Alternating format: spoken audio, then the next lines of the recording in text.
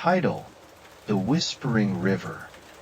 Ethan had always been drawn to the river. It slithered like a silver serpent through the dense forest, its waters dark and unknowable. The villagers had warned him to stay away.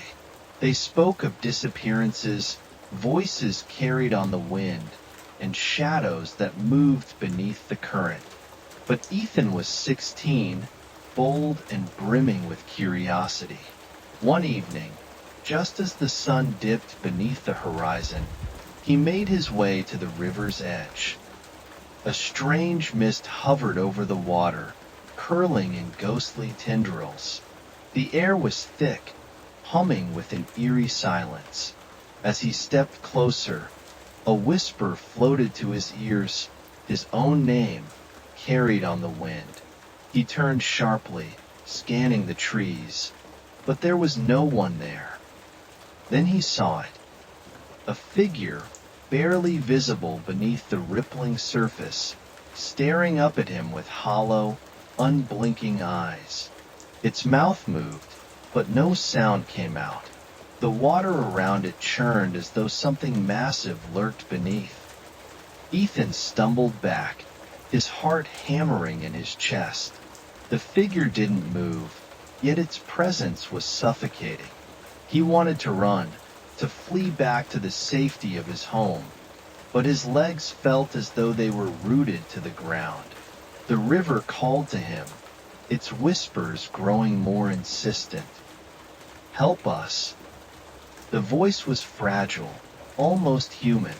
Ethan swallowed hard and took a cautious step forward. The moment his foot touched the water, the whisper turned into a wail. The mist thickened, wrapping around him like icy fingers. He saw them now, pale, ghostly forms emerging from the water, their mouths twisted in silent screams. The drowned ones, the souls of those who had been claimed by the river. A cold hand shot up, grabbing his ankle. Its grip was like iron, pulling him forward.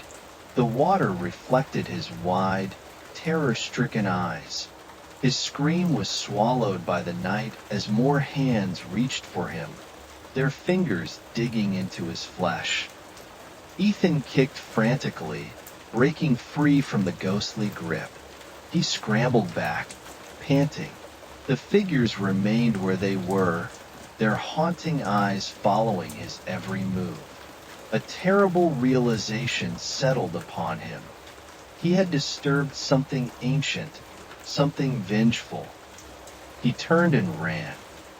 Back in the village, the elders were waiting. Their faces were grim as Ethan stumbled into the square, breathless and shaken. They knew. Without a word, they ushered him into the elders' hut, where the oldest woman in the village, Grandmother Soraya, sat before a flickering fire. "You went to the river," she murmured, not a question, but a statement. Ethan nodded, unable to find his voice. "The river is cursed," she continued. "Long ago, a betrayal took place. A woman, accused of witchcraft, was thrown into its depths. Before she drowned, she swore vengeance, binding herself to the waters. Now, she and the others she has claimed seek to drag more souls into the abyss." Ethan felt a chill crawl up his spine. How do I stop it?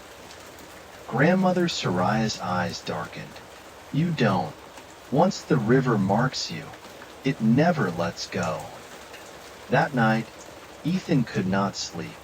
The whispers followed him home, creeping through his windows, seeping into his dreams. When he awoke, his ankle burned where the ghostly hand had touched him. Lifting his pant leg, he gasped. A dark mark, shaped like a twisting root, had spread across his skin.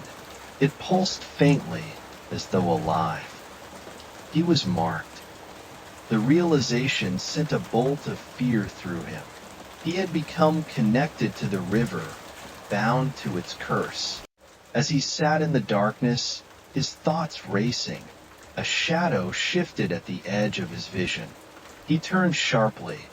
His reflection in the mirror was wrong. The eyes staring back at him were hollow, unblinking, just like those beneath the water.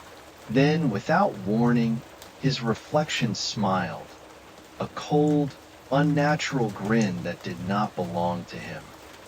Ethan knew he had one choice: to return to the river and confront the curse before it consumed him.